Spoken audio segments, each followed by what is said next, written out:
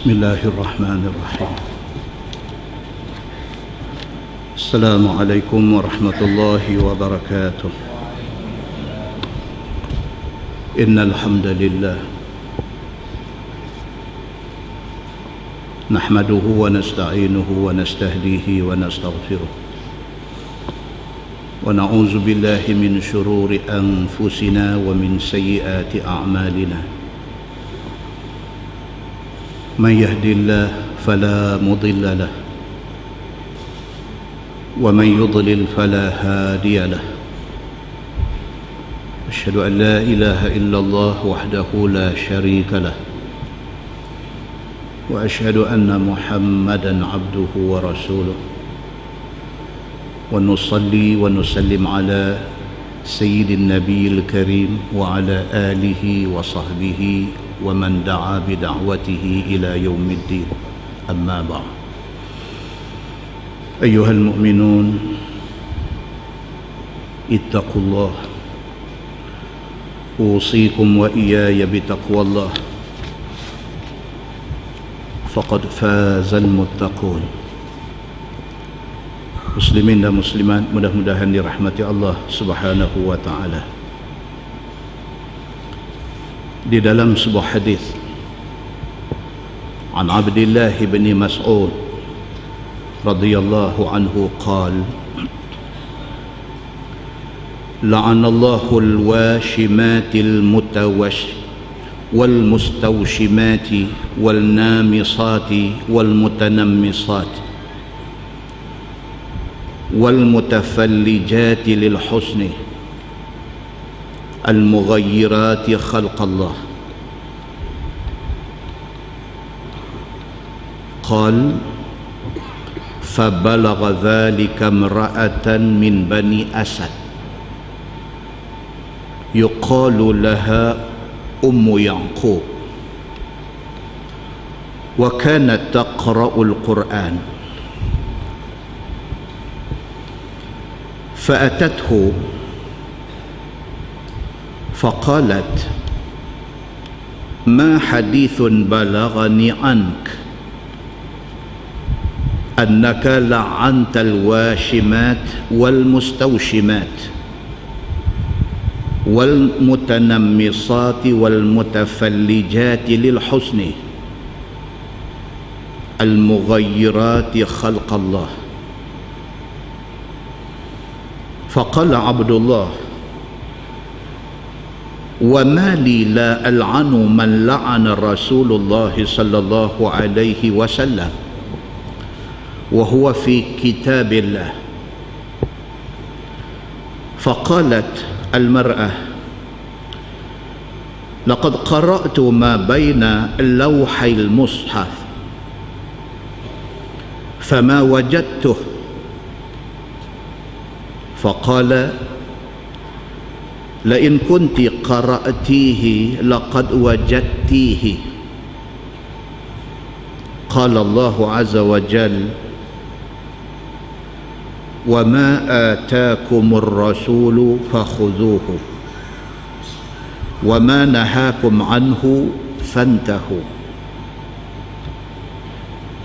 فقالت المرأة فإني أرى شيئا من هذا على امرأتك الآن. قال اذهبي فانظري.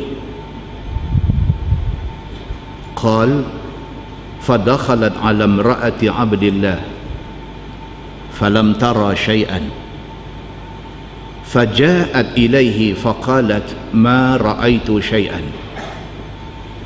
فقال أما لو كان ذلك لم نجامعها أو كما قال. Hadis sahih riwayat Imam Muslim daripada Abdullah bin Mas'ud radhiyallahu anhu. Kata dia, la'anallahu al-washimat wal mustawshimat. Pada satu hari Abdullah bin Mas'ud radhiyallahu anhu, tuan-tuan, Abdullah bin Mas'ud ni satu orang yang disahkan oleh Nabi sallallahu alaihi wasallam sebagai satu orang ahli Quran. Nabi sallallahu alaihi wasallam pernah sebut nama dia di depan semua orang. Nabi kata kalau siapa nak reti tentang Quran, di antaranya jumpa Abdullah bin Mas'ud. Pada satu hari Abdullah bin Mas'ud dia kata la'anallahu al-washimat wal mustawshimat. Satu hari di depan sahabat ramai-ramai dia sudah kata, dia kata Allah Subhanahu wa ta'ala melaknat orang yang kerja buat tattoo badan ni, tattoo ni. Dan tengok baru ni daripada viral cerita budak-budak sekolah kan, pakat duk lukakan atas tangan ni. Wallahu a'lam betul tak betul, tapi benda tu menjadi viral. Pasal apa? Pasal nak tunjuk yang mereka ni belong to particular group. Mereka ni geng kepada satu geng yang tertentu. Piturih atas tangan ni, piturih ada yang turih sampai buat salib kononnya.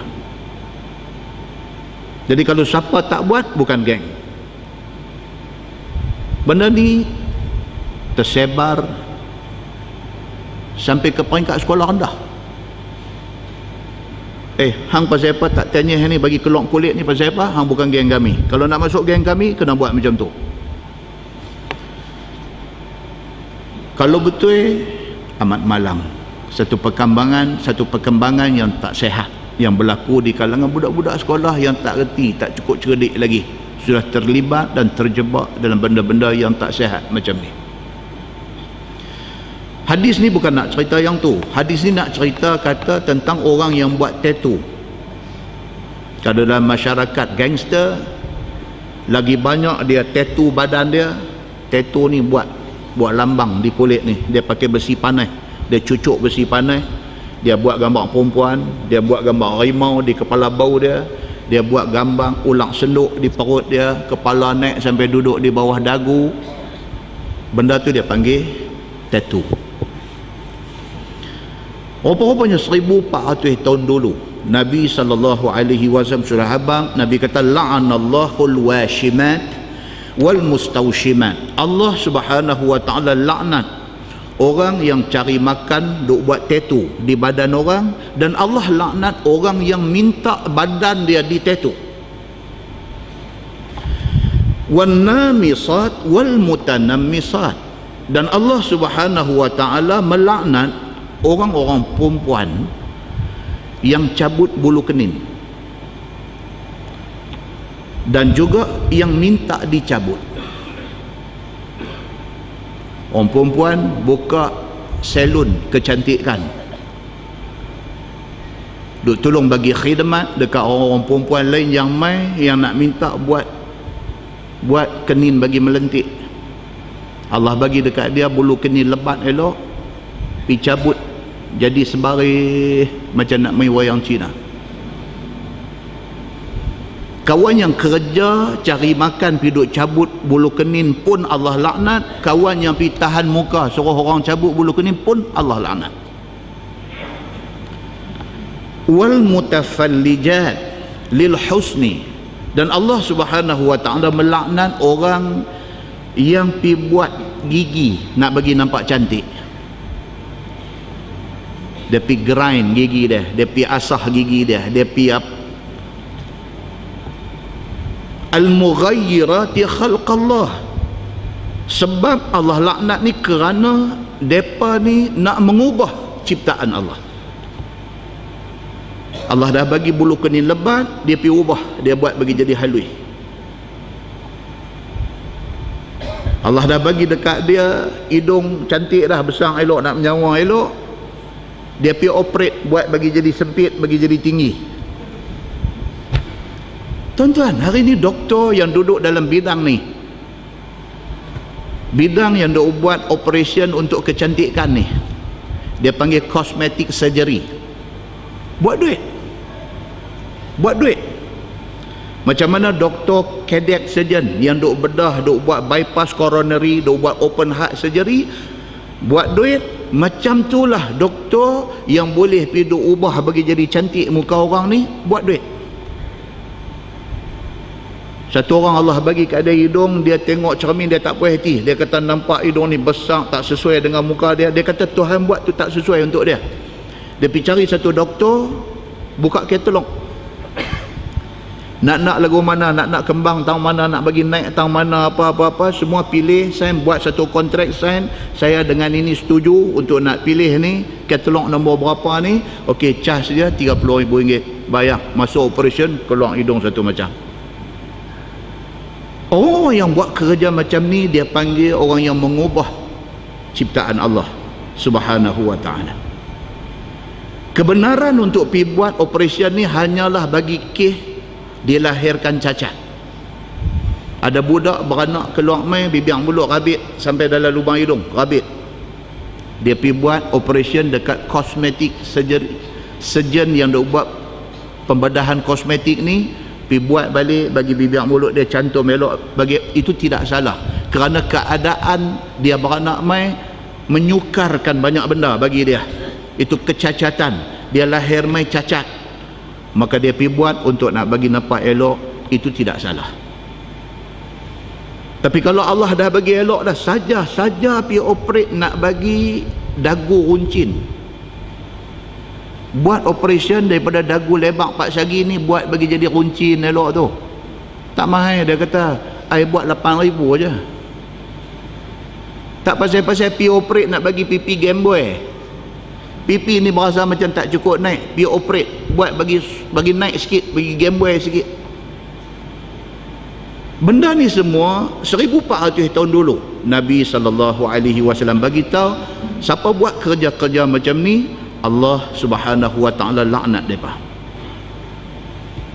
Qal fa balagha dhalika imra'atan min bani Asad. Kata Alqamah, qal yang berkata ni Alqamah, dia salah seorang daripada rawi hadis ini, dia tabi'in.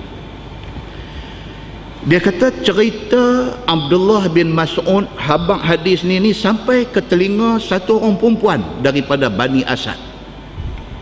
Dengar ke dia? Kata Abdullah bin Mas'ud, kata Allah Subhanahu wa ta'ala melaknat orang yang kerja cari makan dengan duk tattoo badan orang. Allah laknat orang yang pitahan badan untuk orang tattoo badan dia. Allah laknat orang yang kerja duk cabut bulu kenin orang. Allah laknat orang yang pergi duk tahan muka, suruh orang cabut bulu kenin dia. Allah laknat pada orang yang pergi duk buat tak tahuan pada gigi dia. Semua ni dianggap sebagai mengubah ciptaan Allah. Sampai berita ni kepada satu perempuan daripada Bani Asad. Orang main habaq kat dia, antau dah Abdullah bin Mas'ud sudah kata macam ni. Yuqalu laha Ummu Ya'qub. Perempuan Bani Asad ni nama dia Ummu Ya'qub. Wa kanat taqra'ul Quran, dan dia ni satu orang yang rajin baca Quran. Dan ada orang Allah bagi dekat dia rezeki, dia dengan Quran ni itu hidup dia. Lepas subuh baca Quran, lepas semayang baca Quran, ada masa lapang baca Quran.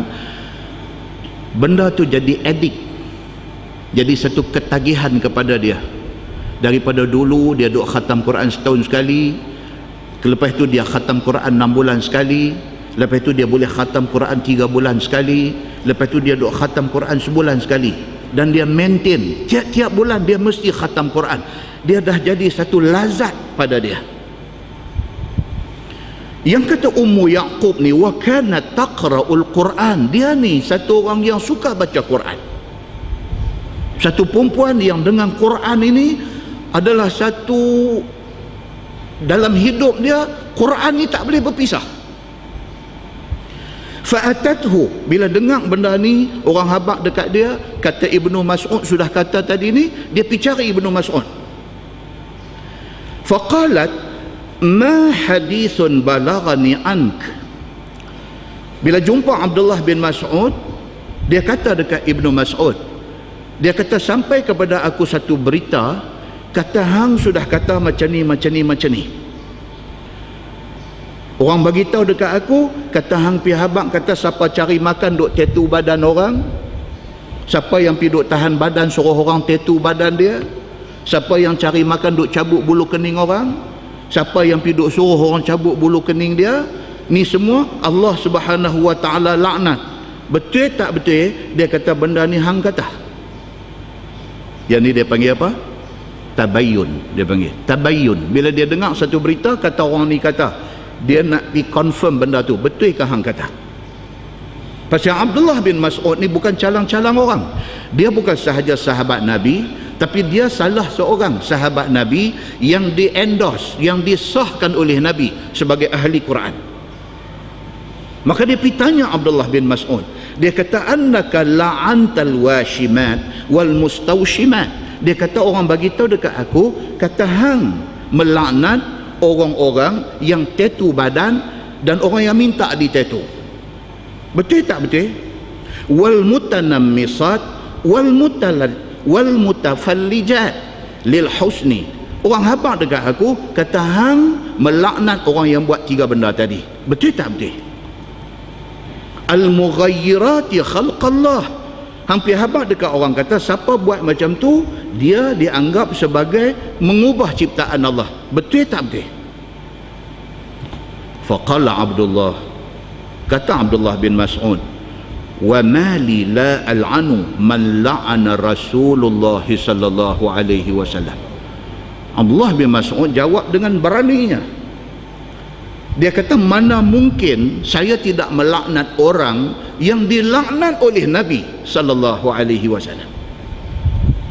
Kalau orang yang buat kerja tu Nabi kata Allah laknat, saya akan kata.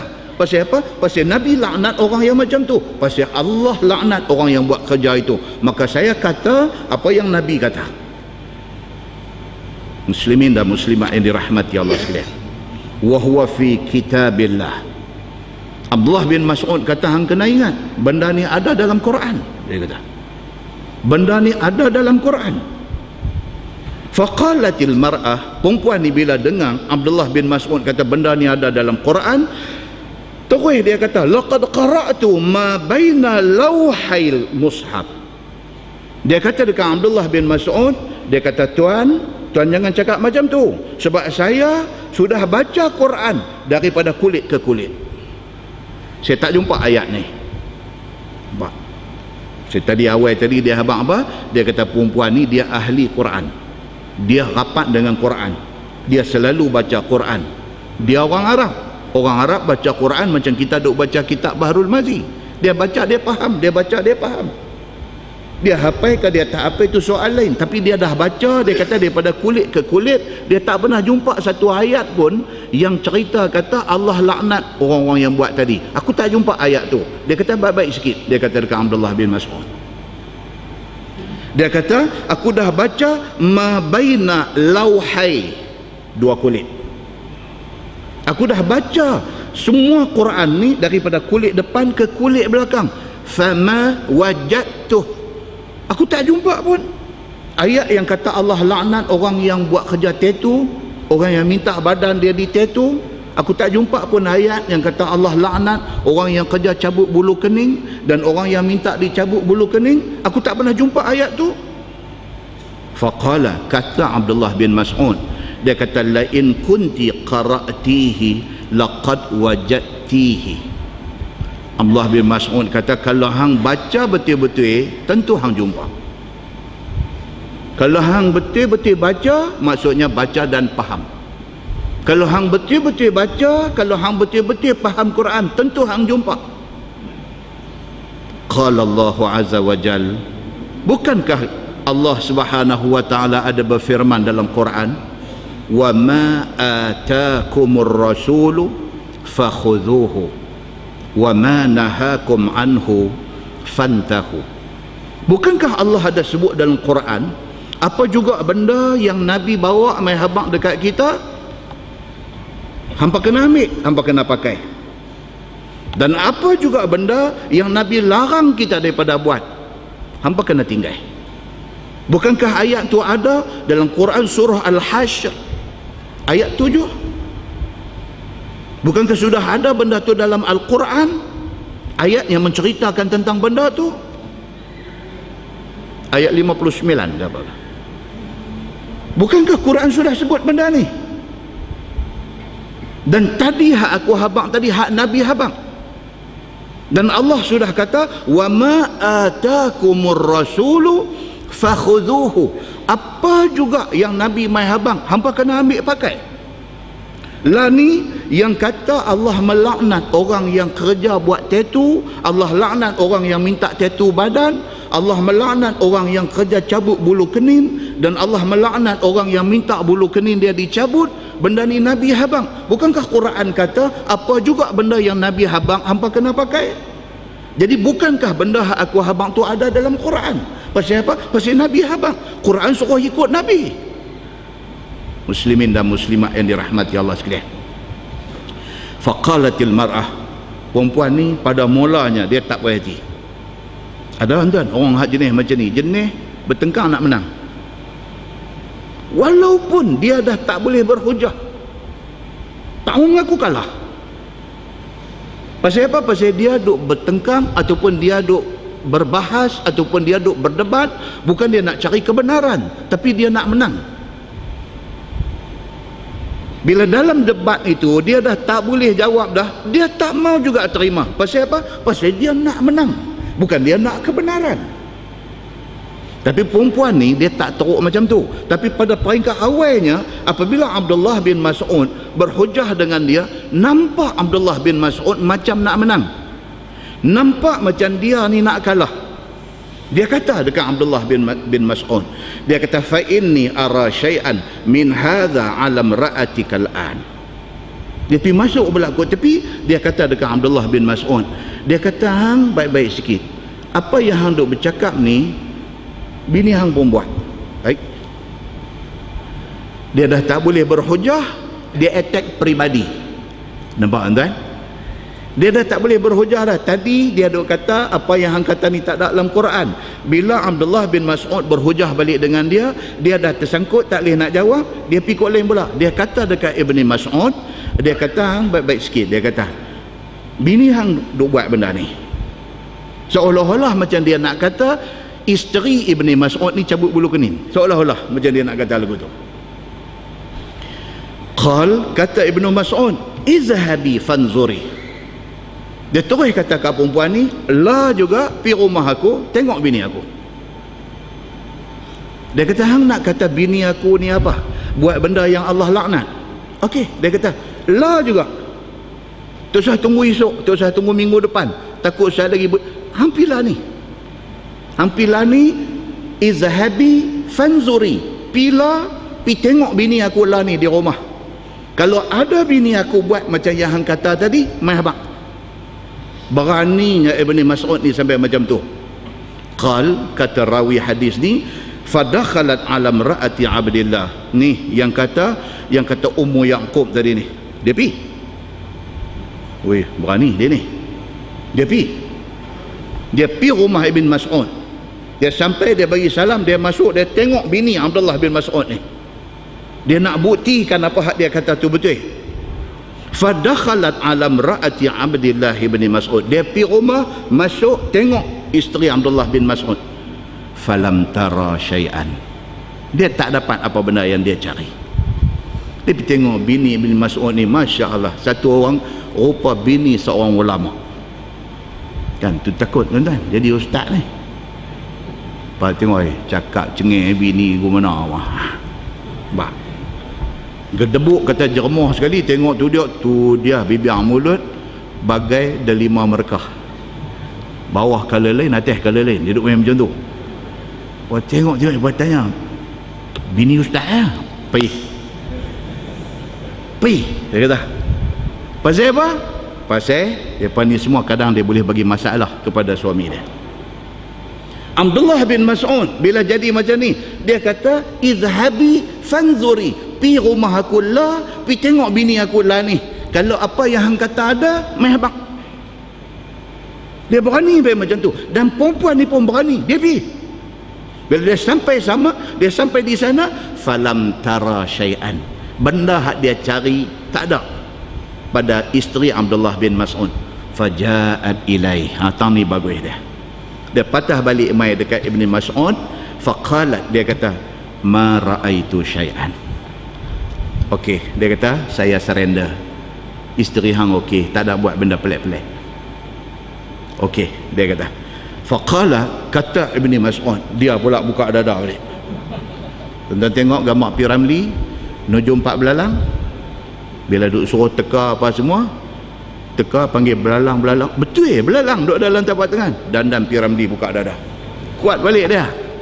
Abdullah bin Mas'ud, bila perempuan ni patah balik mai kat dia, habaq dekat dia, aku tak nampak apa yang diceritakan tadi pada isteri hang bagus.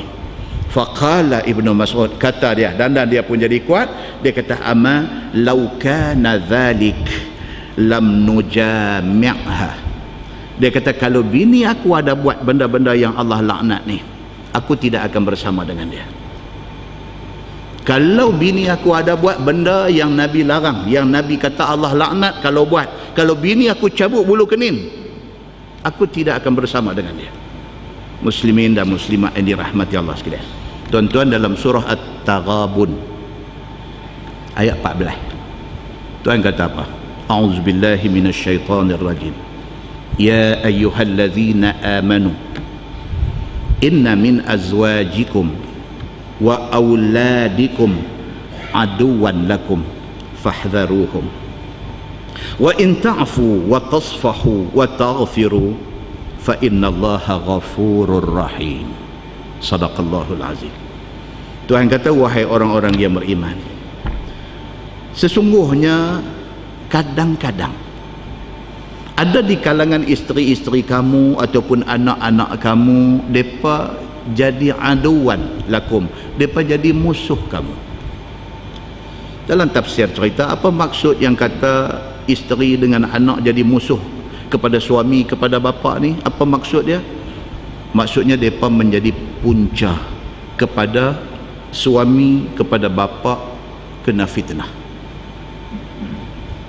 Suami okey dah, ahli masjid, jemaah masjid, ahli kuliah pengajian, kira nak praktis agama ni, nak praktis sunnah Nabi ni, Allahu Akbar. Tengok-tengok isteri, Masya Allah, dia berkata. Tengok-tengok anak, la hawla wa la quwata illa billah. Bila jadi macam tu, suami ataupun bapa sudah terfitnah isteri ataupun anak, seumpama musuh bagi dia. Isteri menyebabkan suami jatuh nama baik, anak menyebabkan bapa hancur nama yang dibina sekian lama. Allah Subhanahu wa taala sebut benda ni dalam Quran, dan Tuhan kata fahdharuhum, hati-hati, waspada dengan mereka ini. Jaga-jaga isteri yang di rumah ni, waspada dengan anak-anak yang ada di rumah kita ni. Tak kena gaya kita handle mereka. Mereka yang merosakkan kita. Firman Allah, wa in ta'fu wa tasfahu wa taghfiru. Tapi kalau sekiranya kamu maafkan mereka, kadang-kadang mereka pun tersilap. Isteri ni kadang-kadang mereka pun tersilap. Pasal apa tersilap? Pasal dia pun ada WhatsApp group dia juga. WhatsApp group ni yang duk ajak dia, kerana asyik dengan WhatsApp group ni, dia pun terbabas. Duk elok-elok menikah 25 tahun dah, bukan kata muda, umur pun dah 46, 47 dah umur. Tak balik-balik kenin halui. Allah, kita kata ni apa ni? Elok dah duk tanya kita, elok dah. Allah kita ni, Allah, baru semalam ustaz baca hadis ni. Hadis apa? Dia kata, ni bulu kening ni hang cabut ni, Tuhan laknat hang. Dia kata, tak, saya pergi cabut tadi dengan bini Tok Imam. Allah kita kata, Allah. Tak kira lah kita kata Tok Imam ke Tok apa ke, tak kira lah, benda ni Nabi kata tak boleh, Nabi laknat orang buat kerja macam ni. Dia pula duk main raplah. Aduh, dia kata ni macam mana nak buat ni apa semua. Nak pakai purdah pun nampak juga belum gini. Pasal apa jadi macam tu tuan-tuan? Terbabas. Pasal kawan. Pasal kawan. Jadi dia pun tak tahu. Oleh kerana jahil dia, oleh kerana dia pun tak pernah tahu kata benda ni salah, dia sudah pergi terbuat benda tu. Balik-balik mai bulu kening dah halus dah. Kita ni punyalah Allah awak lah pergi buat macam ni. Muka pun naik rosyom. Orang Penang kata dia naik rosyom. Dia jadi senyum pun tak manis. Dia jadi gelak pun tak mau nak jadi. Nak teriak pun tak nak jadi lagu. Duk apalah pergi buat. Awak tak tanya aku dulu. Quran kata apa tuan-tuan? Kalau berlaku insiden yang macam ni, wa in ta'fu wa tasfahu wa taghfiru, kalau sekiranya kamu bagi maaf dekat dia, pasal dia bukan jahat, dia bukan bantah, dia pun tersilap, jangan marah dia, bagilah ampun pada dia. Fa innallaha ghafurur rahim. Allah Maha Pengampun, Maha Penyayang. Tak boleh buat apa dah lah. Nak ambil gam kayu pergi duk tempek balik pun tak boleh dah. Ralat lah, jadi ralat. Kita kata dia hang kena-kena pun saduk pergi lah sikit masa ni duduk di rumah lah. Saat lagi hang pi, mereka bukan tengok aku, mereka duduk tengok hang. Ni bukan bini ustaz ni ke? Allah. Dia kalau kena sakit tak apa, dia kena sengai. Dia sengai duk. Lagu tu. Muslimin dan muslimat yang dirahmati Allah sekalian. Kesimpulan yang boleh kita ambil daripada mukadimah itu ialah, satu, elak akan diri daripada buat sesuatu yang dianggap mengubah ciptaan Allah. Elak, tak mahu. Tak mahu. Yang kedua, Al-Quran dan hadis tidak boleh dipisahkan, kerana hadis adalah tafsiran kepada Al-Quran. Tak boleh, kita tak boleh kata saya pakai Quran saja, tak mau pakai hadis. Tak boleh. Pasal apa? Pasal Quran itu turun dalam bentuk ayat-ayat umum. Huraian kepada ayat umum itu kena tengok hadis Nabi sallallahu alaihi wasallam. Quran mai dia kata wa aqimus salah, dan dirikan sembahyang. Nak sembahyang lagu mana? Kalau tak tengok hadis, kita nak sembahyang pun tak tahu macam mana. Dia cuma suruh dirikan sembahyang. Nak buat macam mana? Nak ambil wudu, Quran kata tak apa, faghsilu wujuhakum wa aydiyakum, tak apa. Nak menghadap kiblat, okey, Quran kata fawallu, ada ayat bagi tahu suruh menghadap kiblat. Nak tahu kata sembahyang ada berapa waktu, tiap-tiap sembahyang ada berapa rakaat, tidak ada dalam Quran. Mana kita tahu kata subuh 2, zuhur 4, Asar 4, Maghrib 3, Aisyah 4, mana kita tahu? Hadis Nabi bagi tahu. Kalau kita tak mau pakai hadis, kita nak sembahyang macam mana?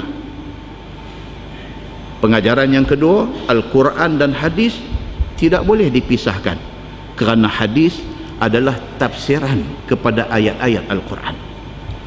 Yang ketiga, cuba sedaya upaya untuk beramal dengan benda-benda yang kita cakap. Quran kata apa? Lima taquluna ma la taf'alun. Pasal apa hampa duk bercakap benda yang hampa tak buat? Kabura maqtan 'indallah an taqulu ma la taf'alun. Besar murka di sisi Allah hang bercakap benda hang tak buat.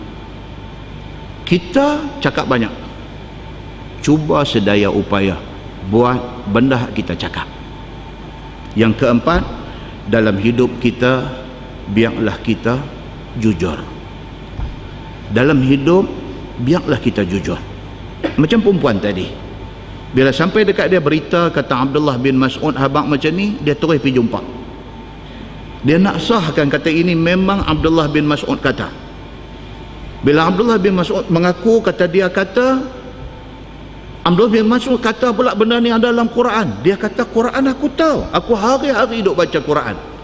Mana ada ayat yang kata Allah haramkan cabut bulu kening ni? Abdullah bin Mas'ud terang dekat dia, ada.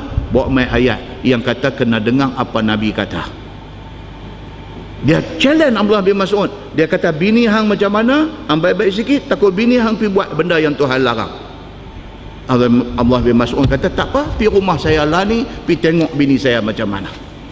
Dia pergi, bila dia pergi dia tengok tak ada benda tu. Dia jujur, dia balik mai kepada Abdullah bin Mas'ud. Dengan jujurnya dia kata ke Abdullah bin Mas'ud, aku dah tengok bini hang okey, bini hang tidak buat benda yang Allah larang. Kejujuran itu kena ada dalam hati kita. Kita jangan tegak benang basah, jangan. So kita tidak akan betul semua pada sepanjang masa. Dah ada waktu, ada ketikanya kita tersilap. Kalau ada orang tegur kita atas kesilapan kita, kita cek balik, betul kita silap. Mengaku saja, mengaku tidak menjatuhkan nama dan martabat kita, bahkan kita menyelamatkan agama kita di depan Allah Subhanahu wa taala. Mudah-mudahan mukaddimah itu memberi manfaat kepada kita, insya-Allah. Kita menggunakan Bahrul Mazi jilid 14. Bahrul Mazi jilid 14. Kita masuk muka surat 74, bab ma jaa fit tadawa bil hinna.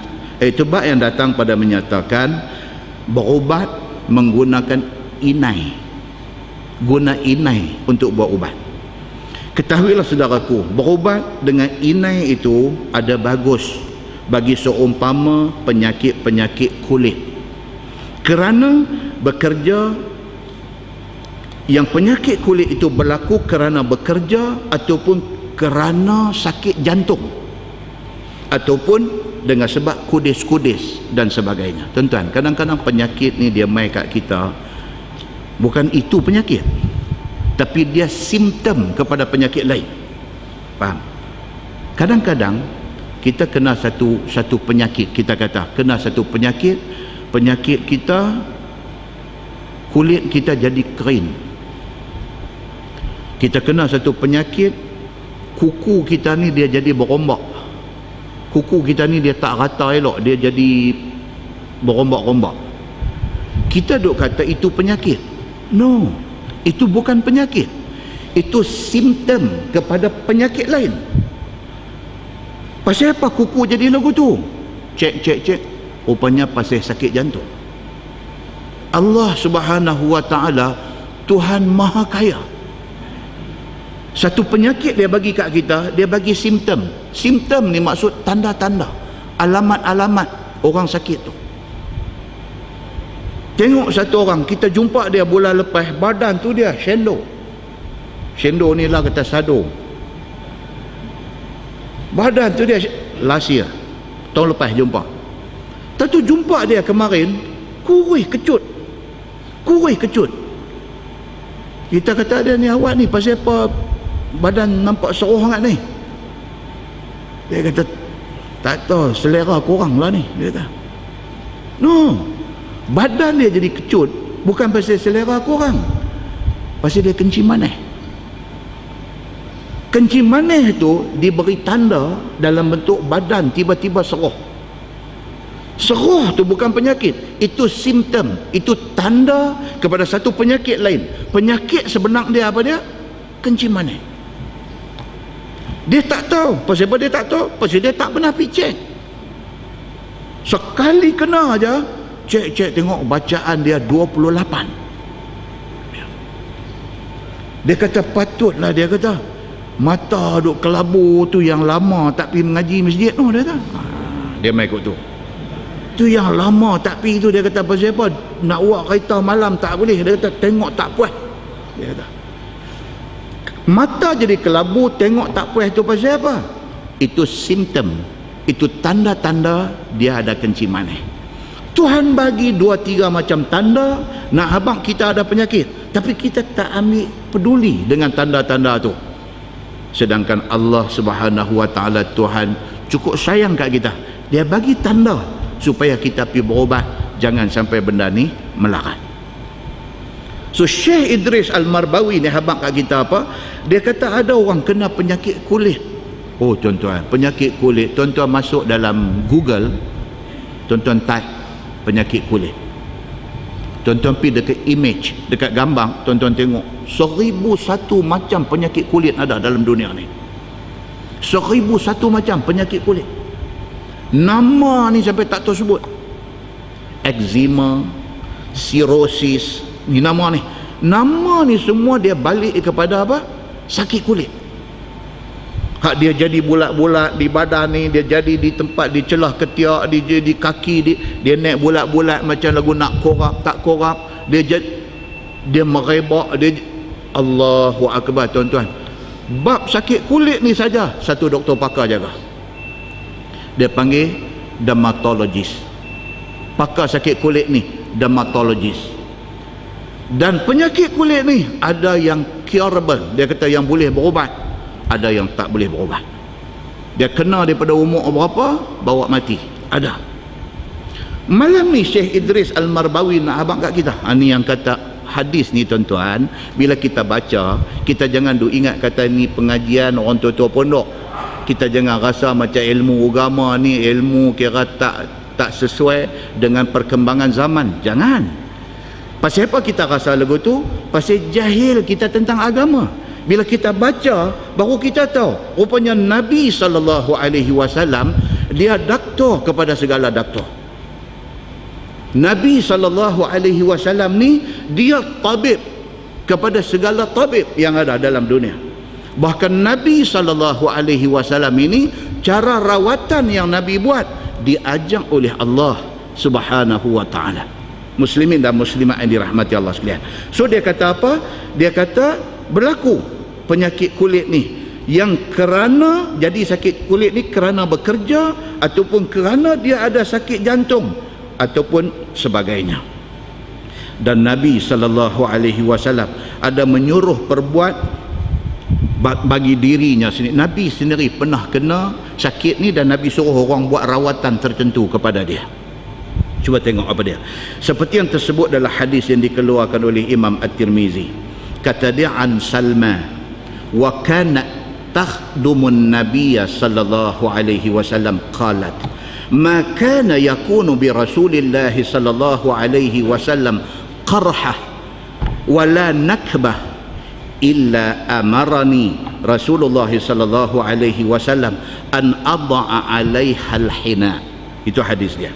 Diriwayatkan daripada satu sahabat Nabi sallallahu alaihi wasallam namanya Salma. Tuan-tuan tengok Arab. Arab dia bagi nama macam tu ya, simple. Nama Salma, nama Hana, nama Nada, macam tu. Nama anak depa senang. Bagi sepatah panggil pun hak tu ya. Kita bagi 3 patah 4 patah lah panggil Li ya. 3 patah nama bagi, 4 patah punya tamak haloba sampai tak bagi ke orang nama tu, nak sapu kat dia semua. Leh hak 4 patah tu panggil Li ya. Panggil Li ya. Tengok zaman Nabi SAW. Dia kata riwayat daripada satu orang perempuan nama dia Salma. Salma, sin lam mim ya. Salma dia kata. Dia isteri kepada Abi Rafi' radhiyallahu anhuma yang menjadi abdi merdeka bagi Nabi sallallahu alaihi wasallam. Tu dia. Salma ni pun hamba perempuan, suami dia Abu Rafi' pun hamba perempuan. Hamba ataupun khadam Nabi sallallahu alaihi wasallam. Nabi ni dapat khadam saat dia akan merdekakan. Maka depa ni dipanggil maula. Maula ni hamba yang dimerdekakan. Okey. Nabi dapat hamba melalui peperangan, pembahagian harta ghanimah, Nabi dapat hamba. Dapat saat Nabi merdekakan. Saat Nabi merdekakan. Ramai hamba yang mai duduk bawah tangan Nabi saat Nabi merdekakan dia. Muslimin dan muslimat yang dirahmati Allah sekalian. So Salma ni juga dipanggil Ummu Rafi'. Pasal dia isteri kepada Abu Rafi'. Begitu. Dan adalah Salma itu berkhadam dia dengan Nabi sallallahu alaihi wasallam. Abu Rafi' pun khadam, isteri dia pun khadam Nabi sallallahu alaihi wasallam. Kata Salma, tidak ada jadi pada Nabi sallallahu alaihi wasallam semacam bisui ataupun semacam bintik-bintik besar seumpamanya. Nabi ni kalau apa-apa naik di kulit dia. Sama ada bisui naik ataupun naik apa kan, naik macam ruam-ruam besar ke, ruam kasang ke, dia naik nak macam apa juga bila naik di kulit Nabi sallallahu alaihi wasallam dan jadi pecah-pecah tubuhnya seperti pecah kaki dan sebagainya. Tuan-tuan, dia tengok kita hari ni, kalau Tuhan bagi kat kita tapak kaki tumit pecah apa semua, mau ingat satu benda apa? Nabi pun Tuhan bagi macam tu. What so special dengan kita ni? Apa istimewa sangat kita ni sampai kena sakit sikit nak merepek habang habis satu dunia? Nabi SAW kekasih Allah, manusia cukup mulia. Allah bagi dekat dia. Sebab Nabi ni, innama ana basyarun mithlukum yuha ilayya. Nabi kata, aku ni manusia macam hampa. Lebih aku ni, Allah bagi wahyu kepada aku, maka aku jadi Nabi. Atas sifat Nabi sebagai manusia, kalau kita demam, Nabi demam. Kalau kita tumit kaki pecah, duk turun bendang buat kerja dengan kita, dengan duk buat kerja kasar, kerja kampung dan sebagainya, tumit kaki pecah dan sebagainya, Nabi juga Allah bagi benda ni dekat dia.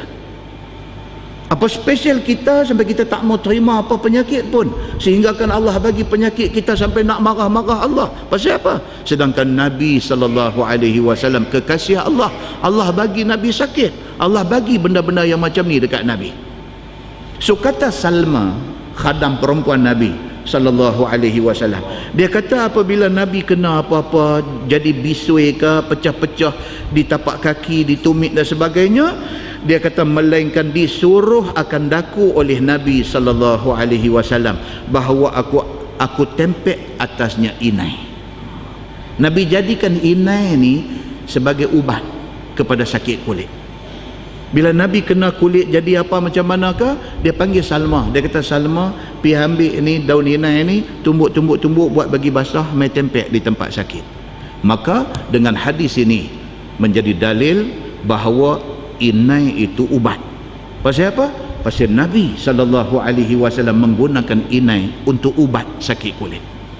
Muslimin dan muslimat yang dirahmati Allah sekalian, kata At-Tirmizi, ini hadis hasan lagi gharib, dan hanya sahaja kami ketahui akan dia daripada hadis faid. Dia kata, sebahagian ulama hadis yang lain mengatakan ini hadis sahih.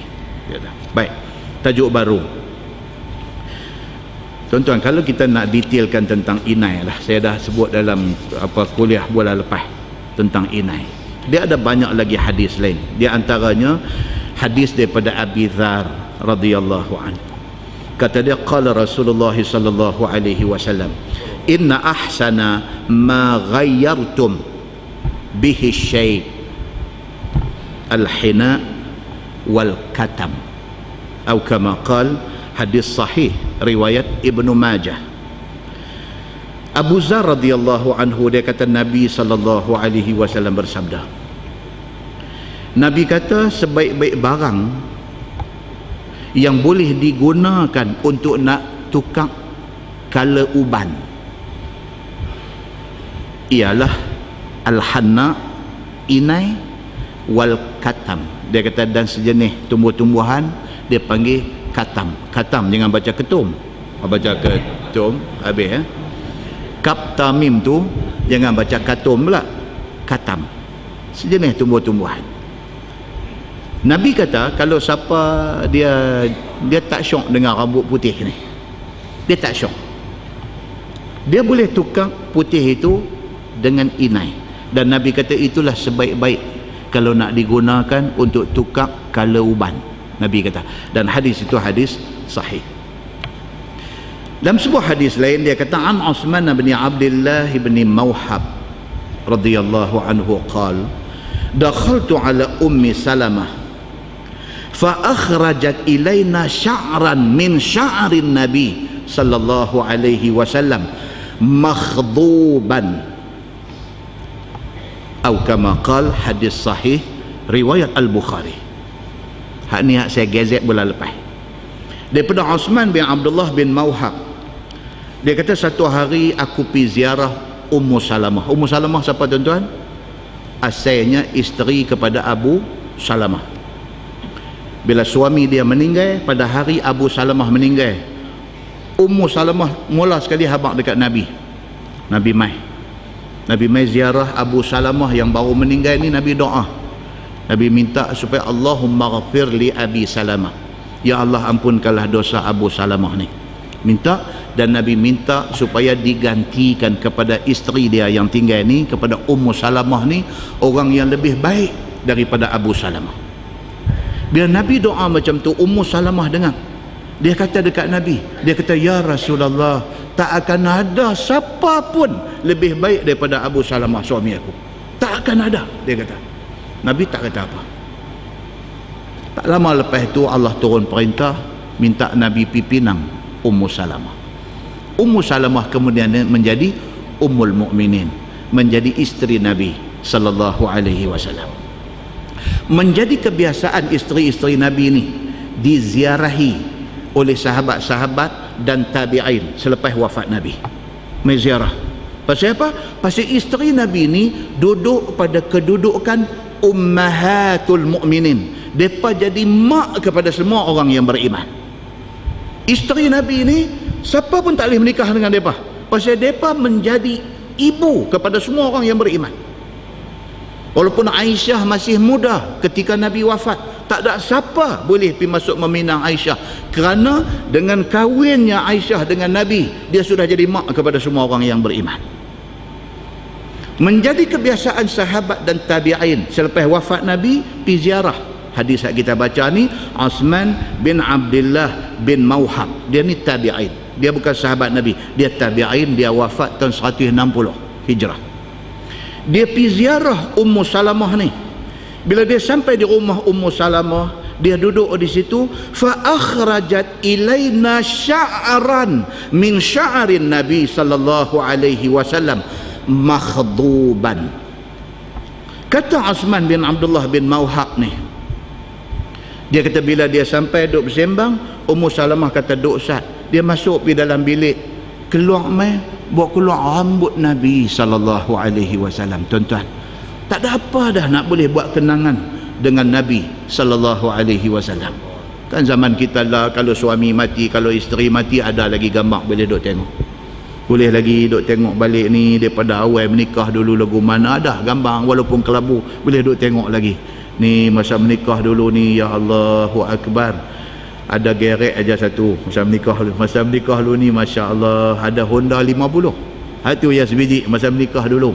Ingat lagi masa menikah dulu, beli lemari pun pergi beli di Danok, rangka besi, salum plastik, boh satu papan apa kata tu lah, kain baju semua duk ada.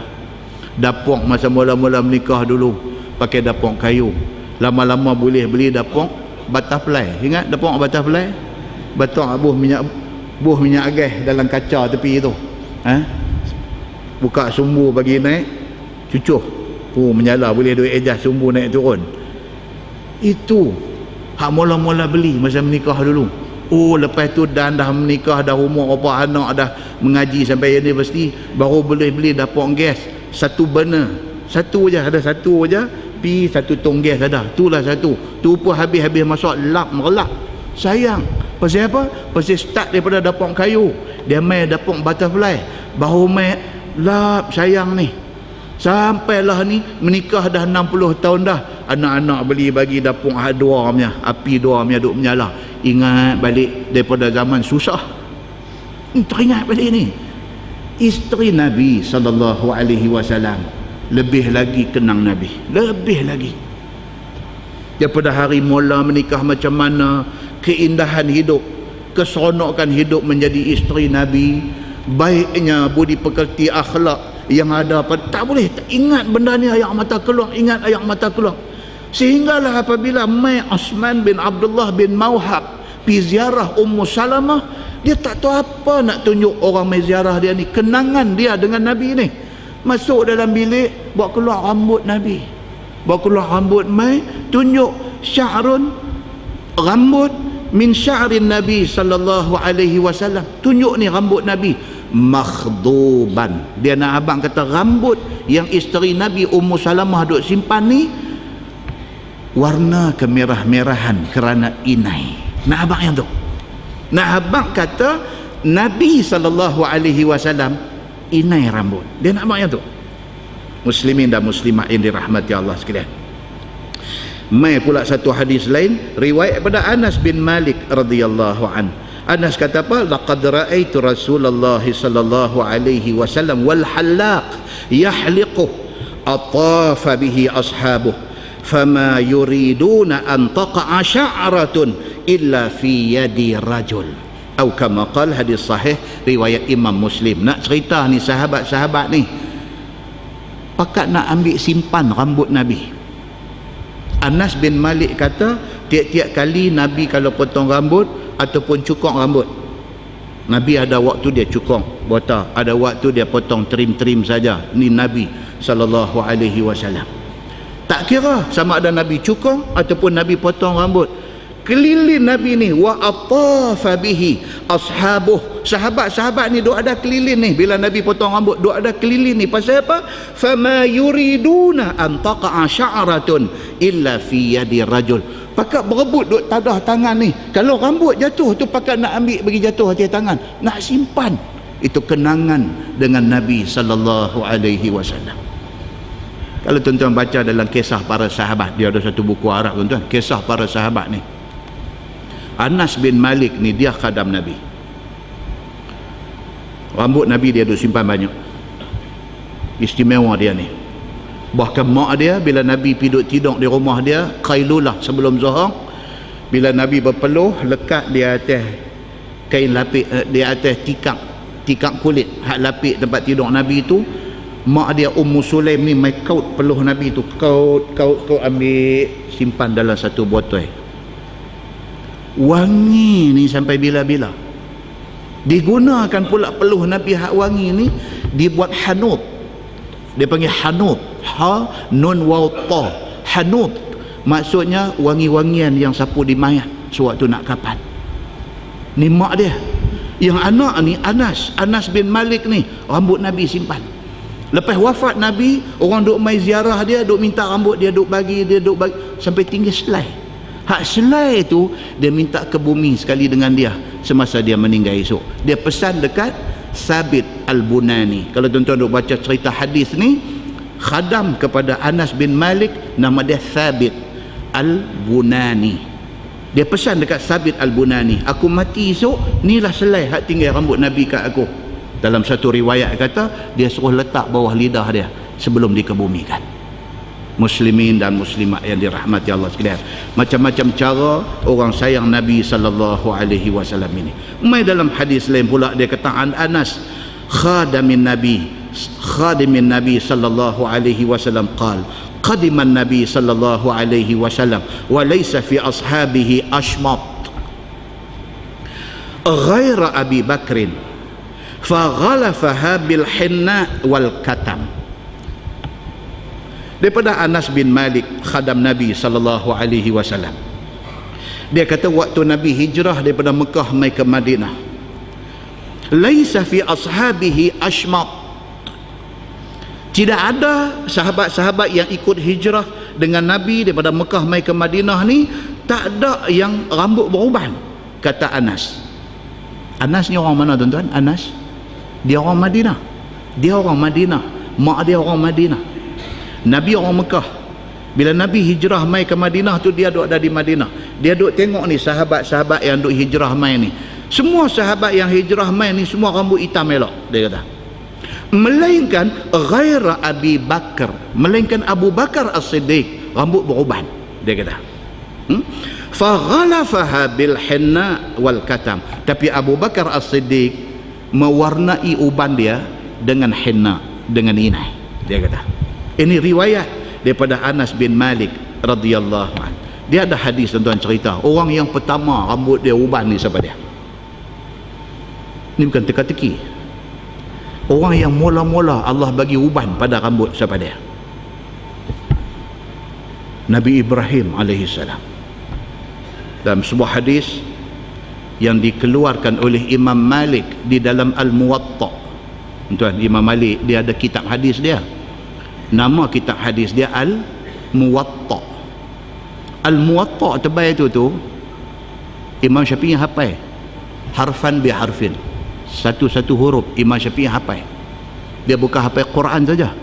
Kitab Al-Muwatta tu, sebab Imam Syafi'i dia anak murid Imam Malik, kitab Imam Malik Al-Muwatta tu dia hafal. Dalam Al-Muwatta, Imam Malik buat mai satu hadis daripada Sa'id bin Musayyib radhiyallahu an. Dia kata, kana Ibrahim alaihi salam awwalan nasi dhayyafa ad-dhaif wa awwalan nas ikhtatana wa awwalan nas qassa asy-syarib wa awwalan nas ra'a asy-syai'. Faqala Ibrahim, ya Rabbi ma hadha? Qala Allah Ta'ala, waqar ya Ibrahim. Faqala Ibrahim, ya Rabbi zidni waqaran. Itu hadis yang Imam Malik buat mai dalam kitab Al-Muwatta. Kata Sa'id bin Al-Musayyib, dia kata adalah Nabi Ibrahim alaihi salam adalah orang yang pertama, satu, memuliakan tetamu. Nabi abang macam tu. Nabi kata Nabi Ibrahim adalah orang yang pertama memuliakan tetamu. Tetamu mai di rumah, dia tunjuk, dia ikram tetamu. Dia orang mula. Wa awwalan nas ikhtatana. Dia orang yang mula sekali berkhatan. Nabi Ibrahim alaihi salam. Wa awwalan nas qassa syarib. Orang yang mula sekali trim misai. Qas, potong.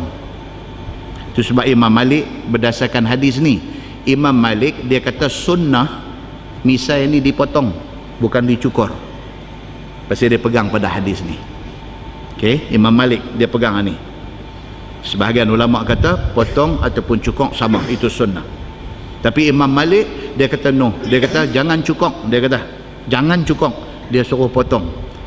Potong jangan sampai misai dia minum sama dengan kita. Panduan potong misai. Okey, kalau orang yang minat nak ada misai ni, dia kena make sure, dia kena pastikan ujung ni tak mau bawah pada atas bibir mulut. Kalau simpan sampai dia tangkup mai dulu tu, kita minum kopi, ngangang misai pergi duduk serbu masuk dalam mulut, yang tu tak mah. Yang tu dia panggil pengotok. Jadi kalau nak simpan misai, kena macam tu, kena trim, jangan sampai dia bawah pada ni perenggan bibir mulut ni kan. Itu sebab dia panggil syarib, daripada perkataan minum kan, syarib. Jangan sampai dia ikut minum dengan kita, ataupun cukur semua. Tapi Imam Malik dia tak bagi cukur semua, dia suruh bagi ada laki-laki, dia suruh bagi ada misai. Sebab tuan-tuan tengok di Saudi ni, segala imam-imam Saudi, Sudais ke, Shuraim ke, apa ke, Dr. Ayub Madinah ke, apa ke, semua mereka semua ada misai. Pasal apa? Pasal Imam Malik ni Imam Madinah, Imam Madinah. Walaupun mereka mazhab Hambali, tapi Imam Malik ni Imam Madinah, mereka pegang yang tu. Okey, baik. So orang yang mula trim misai bagi elok, bagi tak ikut minum ni ialah Nabi Ibrahim alaihi salam. Wa awwalan nas ra'a syai'. Nabi kata, dan orang yang mula-mula nampak uban naik di rambut, Nabi Ibrahim alaihi salam. Okey, bila naik aja uban di rambut dia, kata dalam hadis tu, faqala ya Rabbi ma haza. Nabi Ibrahim duk tengok orang lain semua rambut hitam ni, tengok pasal apa dia duk main rambut putih. Dia sudah takut. Dia tanya Tuhan, Nabi Ibrahim alaihissalam, dia kata, ya Rabbi ma haza. Wahai Tuhanku, ni apa ni duk main putih ni, rambut saya duk main putih, rambut orang lain hitam. Dia kata, qala Allah Ta'ala, Tuhan jawab dekat Nabi Ibrahim. Tuhan kata, waqar ya Ibrahim. Waqar maksudnya apa? Itulah kehebatan ataupun kewibawaan. Waqrun dalam bahasa Arab ni waw qafra. Waqrun ni maksudnya apa? Penggerun. Penggerun. Kan ada orang kita dengan dia ni, kita jadi, bukan kita takut dekat dia, tapi gerun. Kan? Ada orang kita boleh melawak pipi handuh dengan lutut lu. Lagu tu yang melawak. Kan? Kita jumpa dia, apa lama tak nampak pipi lutut naik ke debuk bagi belakang dia. Tapi ada orang, jangan kata nak buh lutut, nak pergi tepuk bau pun tak berani. Pasal apa? Waqrun. Dia ada waqar. dia ada satu wibawa, dia ada satu gerun. Orang tak berani nak melawak lebih-lebih dengan dia. Bila Nabi Ibrahim alaihi salam tanya Tuhan, dia kata, ya Rabbi, ma haza? Dia kata, ni apa ni duk mai putih di rambut saya ni? Tuhan jawab dekat dia, waqarun ya Ibrahim. Tuhan kata, wahai Ibrahim, itulah kewibawaan, itulah kehebatan. Bila rambut putih ni nampak kewibawaan tu. Waqala, kata Nabi Ibrahim alaihi salam, bila Tuhan kata rambut uban ni satu wibawa, dia terus kata, ya Rabbi, wahai Tuhanku, zidni waqaran. Dia kata, ya Allah, ya Tuhanku, tambahlah kehebatan pada aku. Jadi maksudnya apa tuan-tuan? Bila mai putih ni tak saduk jadi raplah lah. Kan dulu-dulu kalau Tok Wan rambut putih panggil cucu cabut. Cabut selai satu duit. Seduit bayar dulu. Lah seduit apa? RM1 pun budak-budak tak mau lah ni. Dulu seduit.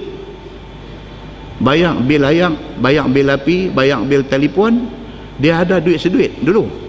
Dulu dia ada duit seduit. Himpun duit seduit ni, seduit cukup 5 duit. Pergi kedai beli asam katuk. Kalau Ustaz ada asam katuk? Ya Allah, ingat belas anak asam katuk. Pasal apa? Asam katuk 5 duit jual. Himpun duit seduit ni, ayah pergi bayar bil api, balik mai ada duit seduit, dapat 2 duit simpan. 2 duit simpan. Bulan depan dapat lagi 2 duit, dapat sekupang. Dapat sekupang pergi beli saguan. Saguan tak jual 5 duit, jual sekupang. Buh dalam kelonsong kertas. Tebuk kat bawah duk buat begitu. Jangan duk buat lupa. Kita dah lalu zaman tu. Oi, jangan duk buat lupa. Lah ni 5 duit sekupang tak ada harga. Tak ada harga. Dulu 1 duit ada harga. Pergi sekolah, ayah bagi sekupang besar tuan-tuan. Sekupang mi goreng 5 duit, ayam 5 duit. Kenyang, alhamdulillah. Muslimin dan muslimat yang dirahmati Allah sekalian, nak abang nilai tu. Duit duk sebut lagu tu juga, 5 duit sekupang, 15 duit duk sebut macam tu juga, tapi nilai tu RM1 sudah jadi macam sekupang. Muslimin dan muslimat yang dirahmati Allah sekalian. So bila mai rambut uban ni, ingatlah bahawa itulah kewibawaan. Maksudnya apa? Bila dah wibawa, jangan dia buat perangai macam budak-budak. Kan? Rambut dah duk mai uban ni, jangan dia buat perangai sampai cucu gelak kat tuan. Jangan. Pasal apa? Pasal uban itu adalah kewibawaan. Jadi kesimpulan tentang inai. Kesimpulan tentang inai ni apa dia tuan-tuan? Satu, harus celup rambut dengan inai. Ataupun apa-apa pewarna yang dibenarkan oleh syarak. Harus. Okey. Yang kedua, dengan syarat. Dengan syarat, kalau nak pakai pewarna, dengan syarat pewarna itu tidak kekal. Tak kekal. Dia macam inai. Inai tak kekal. Inai pakai di rambut ke, pakai di jari ke, apakah, dia tak kekal. Dia tengok sehari 2 hari dia pudang, seminggu 2 minggu habis. Pewarna yang ada pada inai itu dia tak kekal. Kalau nak pakai pewarna lain yang bukan inai, pastikan dia bukan warna kekal. Tuh. Yang kedua, kalau pewarna itu kekal, itu dianggap mengubah ciptaan Allah. Kalau pakai pewarna yang kekal, itu dianggap mengubah ciptaan Allah, dan itu haram. Syarat yang ketiga, bahan yang nak digunakan dalam pewarna tu mestilah bahan yang tak bawa mudarat. Contohnya apa? Disahkan barang itu tidak bahaya dan tidak boleh membawa kepada punca sakit kanser misalnya. Tuan-tuan baik-baik, pewarna ataupun perasa, bahan perasa, anak-anak kita, cucu-cucu kita ni duk pi kedai, duk pi beli macam-macam jenis hak makanan ringan ni, junk food orang putih panggil, junk food, syarat dengan perasa. Dia bubuh perasa apa, aji apa tak tahu dalam dia bubuh. Bila makan, benda tu ada kesan sampingan, ada side effect yang kesudahannya dia menjadi punca kepada kanser, kepada barah. Bila benda-benda macam ni, jangan pakai, dia kata. Dan kesimpulan yang ketiga, dia kata hukum tukang uban putih menjadi hitam, boleh tak boleh? Banyak orang tanya hari ni, dia kata inai-inai ni apa leceh, dia kata nak buat hitam, boleh tak boleh? Orang laki-laki rambut uban nak tukang color uban nak jadi color hitam, boleh tak boleh? Imam Asy-Syafi'i, okey, mazhab Syafi'i, Imam Syafi'i dia kata haram kecuali untuk tujuan peperangan. Zaman Nabi nak jadi perang, kebetulan sahabat semua senior rambut duk main uban, Nabi suruh tukang bagi jadi hitam. Pasal apa?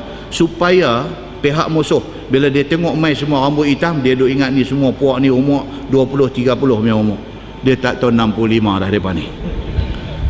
Pasal apa? Pasal dalam hadis Nabi kata al-harbu khida'. Nabi kata peperangan ini penuh dengan tipu muslihat, trik. Atas alasan trik peperangan, maka dibenarkan rambut uban dibuat rambut dengan color hitam. Tapi hanya untuk peperangan. Lain daripada tu tidak boleh guna rambut color hitam kepada orang lelaki. Itu fatwa dalam mazhab Syafi'i. Dalam mazhab Malik, mazhab Hanafi, dan ada sebahagian ulama dalam mazhab Syafi'i, Asy-Syafi'iyah, dia kata apa? Makruh. Rambut putih nak tukang hitam makruh, bukan haram. Dia kata makruh. Tapi kalau untuk tujuan nak pergi perang jihad, tidak makruh, itu boleh. Okey. Kemudian kalau kita rujuk kepada fatwa daripada Majlis Fatwa Kebangsaan Malaysia dalam hal pakai inai ni, Majlis Fatwa Kebangsaan buat keputusan hukum memakai inai. Dia kata satu, pakai inai bercorak pada tangan dan kaki kepada wanita yang nak kahwin misalnya, selagi tidak menimbulkan fitnah adalah harus. Itu fatwa di Malaysia. La trend. Bila nak menikah ni duk buat drawing ni, drawing inai atas tangan ni pi sampai ke atas jari ni semua pi semua kau ni kalih kau ni pula buah pula kau ni pula apa semua, habis bagi balik ni pula bubuh, bagi balik ni. Tu anak dara, mak dia pun pi buat sama. Allahu akbar. Anak hang nak kahwin buat sudahlah, mak ni pun. Dia kata pasal apa? Masa saya kahwin dulu tak ada benda ni. Jadi tumpang anak kahwin nak kembalikan nostalgia lama. Suar juga mak ni pun. So Majlis Fatwa Kebangsaan kata apa? Selagi mana corak itu tidak menjadi fitnah, diharuskan.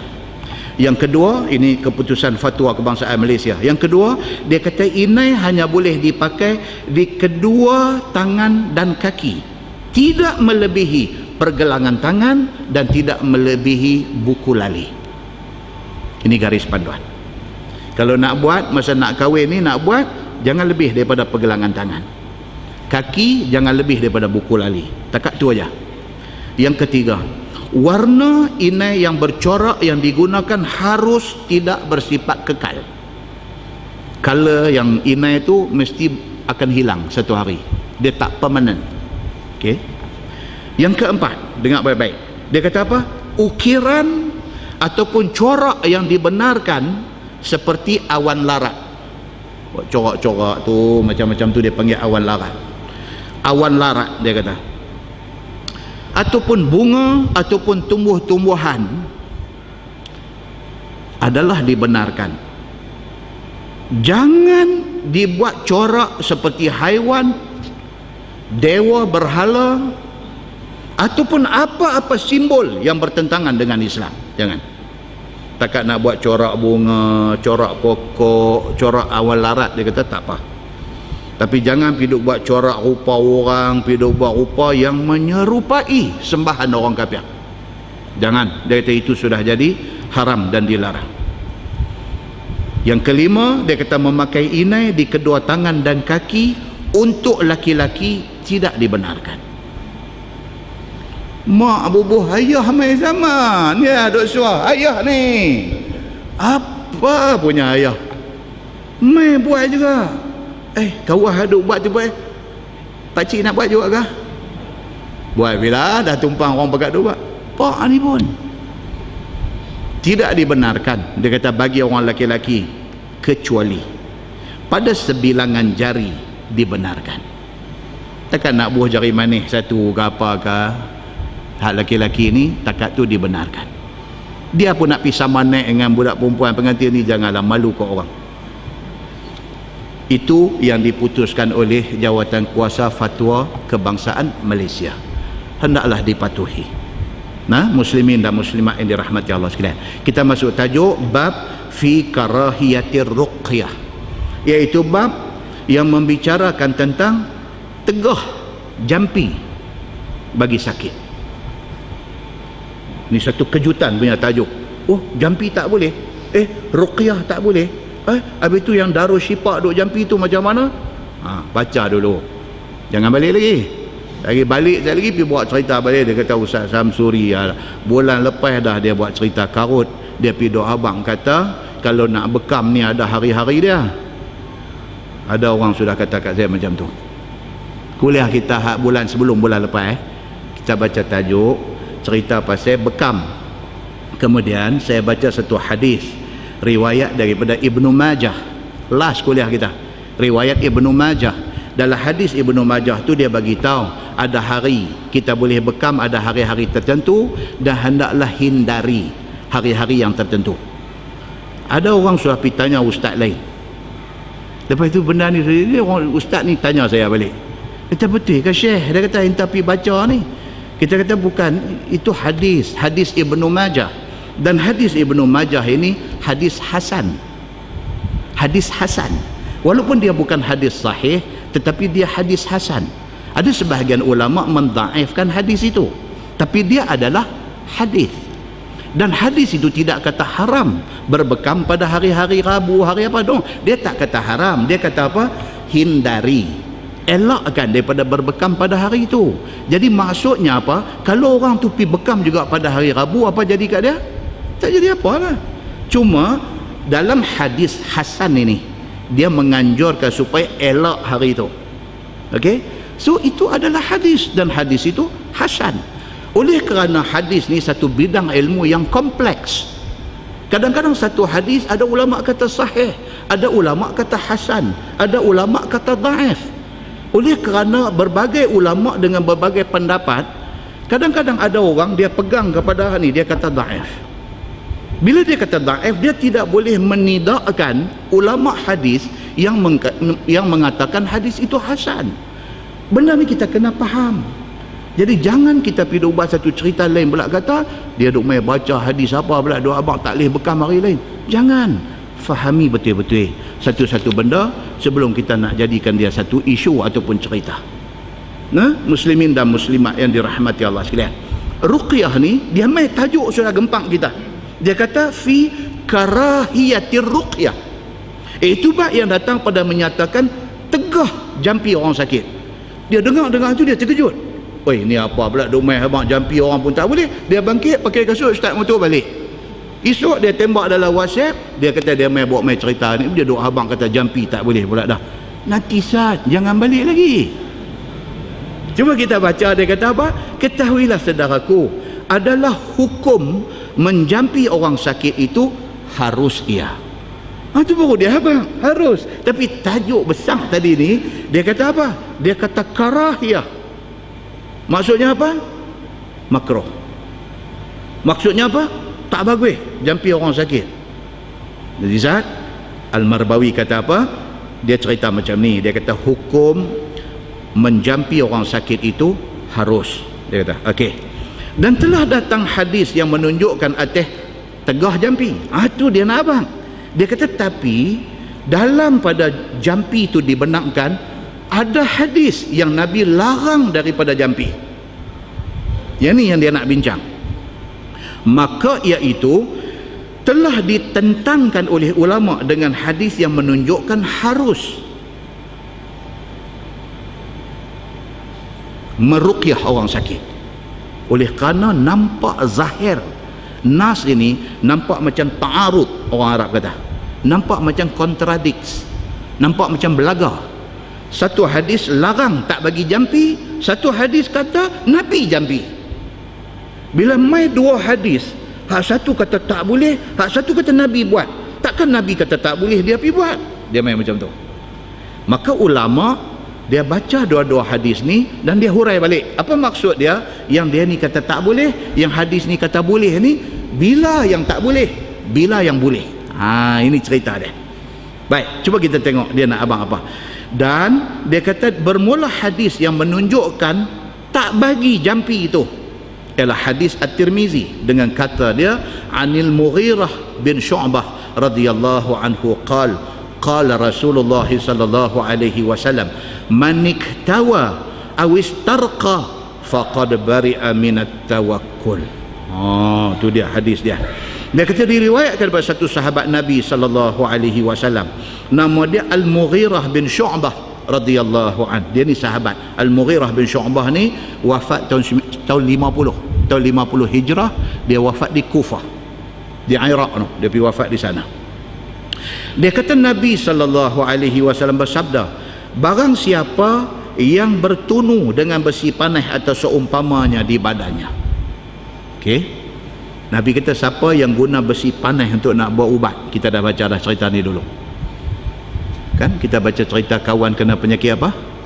Buasir. Kan kita baca dulu. Dia tak boleh tahan sakit buasir dia ni. Dia pergi bakar besi panas. Dia pergi bubuh tang buasir tu. Masuk ICU terus Masuk ICU terus Nampak? Jadi berubat dengan besi panas ni ada berlaku pada zaman Nabi. Tapi kemudiannya Nabi bagi tahu ada benda boleh guna besi panas, ada benda tak boleh. Nabi kata. Kita dah baca dah dulu. Hadis ni mai dia kata apa? Dia kata barang siapa berubat sakit dia guna besi panas pergi letak dalam tempat sakit. Ataupun dia berubat jampi supaya sembuh dirinya daripada sakit, ataupun dia jampi. Dia sakit apa-apa, dia jampi. Maka sesungguhnya dia terkeluar daripada orang yang dianggap sebagai orang yang bertawakal. Ular. Dah tu kalau sakit tak boleh ambil ubat lah. Kalau ambil ubat kira kita tak tawakal lah. Adakah macam tu maksud dia? Ni hadis ni dia main macam ni. Nabi ada bagi tahu siapa yang sakit kemudian dia pergi berubat sakit dia, sama ada dengan jampi ataupun dia guna apa-apa ubat untuk nak bagi hilang sakit, dia ni bukan orang yang bertawakal.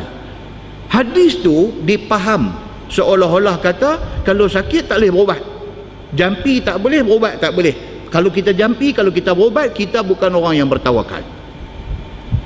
Maka ada orang bila baca hadis ni, dia sakit dia tak mau ambil ubat, dia duduk di rumah sakit sampai mengerang-ngerang. Orang pakat main tengok ni, pi tak lagi jumpa doktor, tak lagi pi klinik, tak lagi pi hospital, tak lagi. Dia kata tak lah, aku tak maulah jadi orang yang tak tawakal dengan Tuhan. Dia duduk main dulu tu.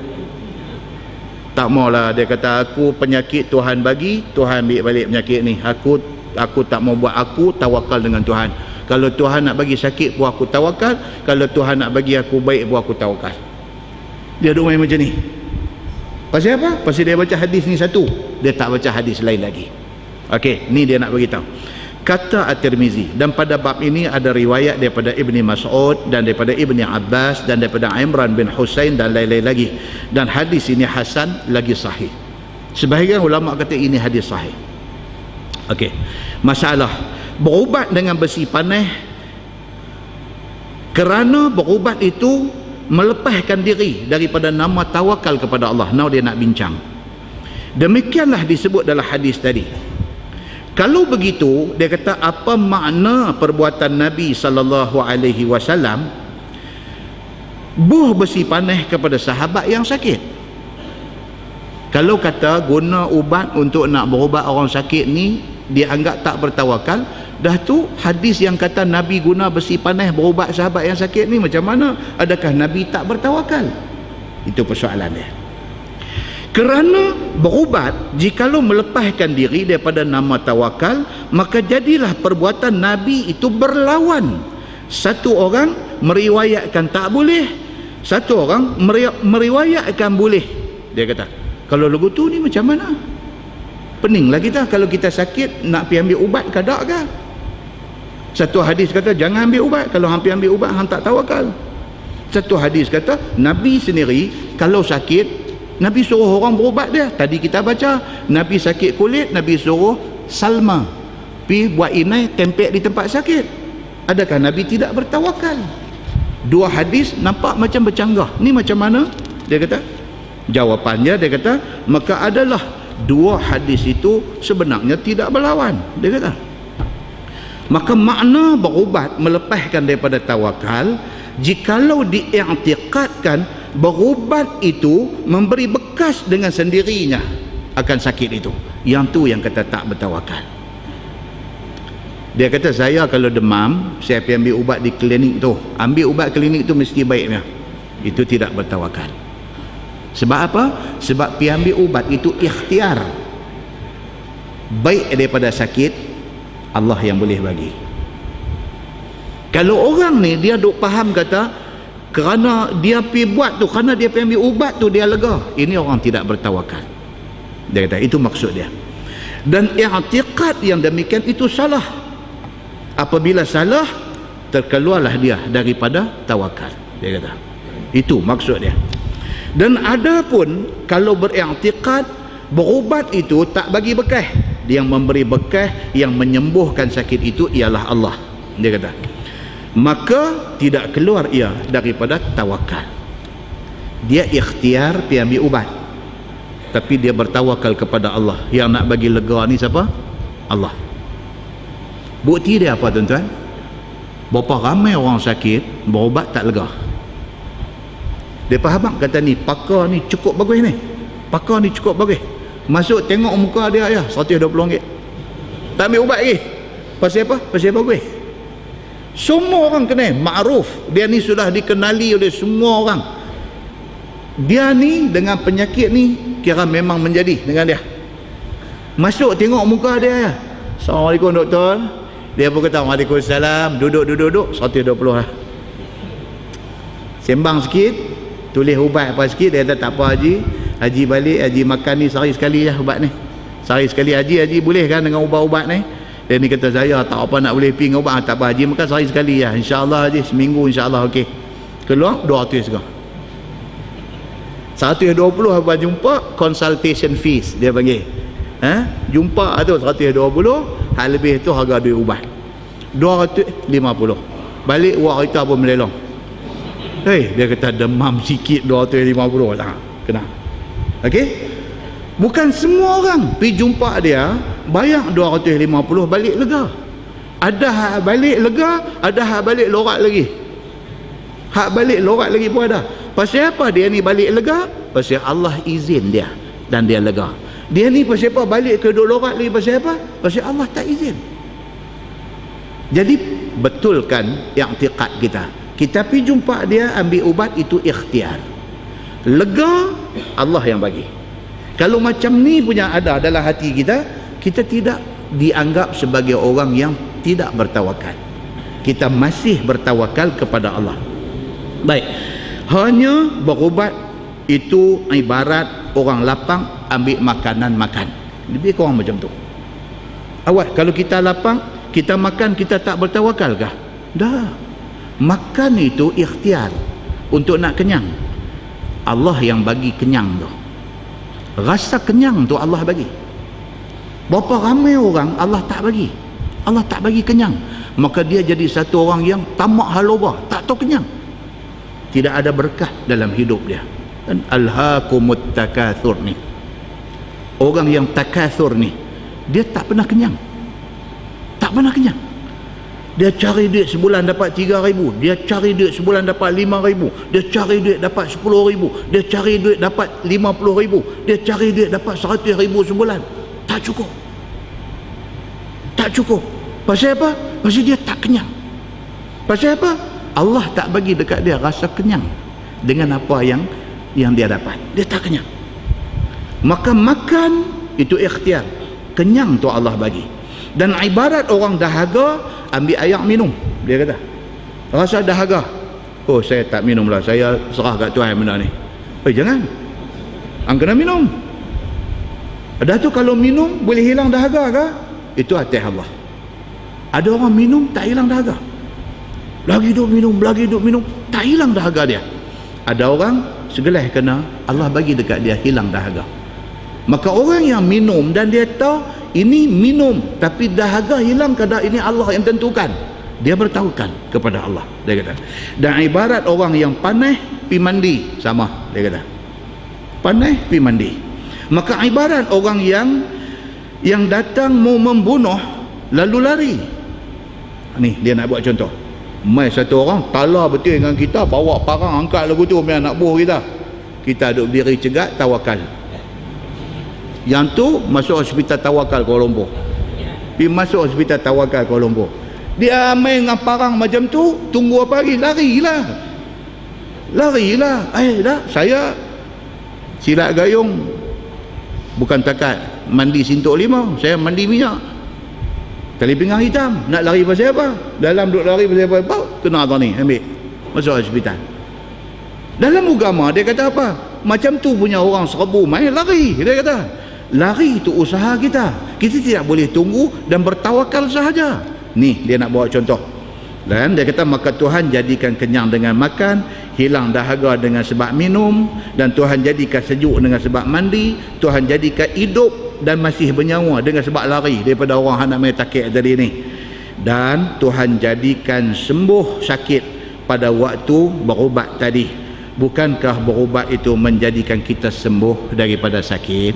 Ikhtiar, dan Allah anugerahkan dekat kita. Maka itu tidak bermakna kita tidak bertawakal. Baik, lepas ni dia masuk bab fir rukhsah fi zalik. Dia ni kena baca juga ni. Dia itu bab yang menyatakan boleh jampi. Dia kena baca juga. Tadi hadis kata tak boleh jampi. Kalau jampi dia anggap tidak bertawakal. Ni pula hadis mai kata boleh jampi. Ketahuilah saudaraku, telah disebutkan di dalam hadis larang jampi tadi, datang pula hadis yang beritahu boleh jampi.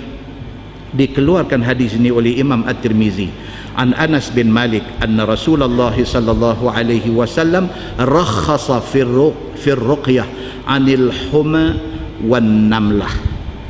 Maksudnya diriwayatkan pada satu sahabat Nabi sallallahu alaihi wasallam, nama dia Anas bin Malik radhiyallahu an, bahwasanya Nabi sallallahu alaihi wasallam telah memaafkan pada jampi daripada kena sengat umpama kala jengking ataupun ulang dan sebagainya.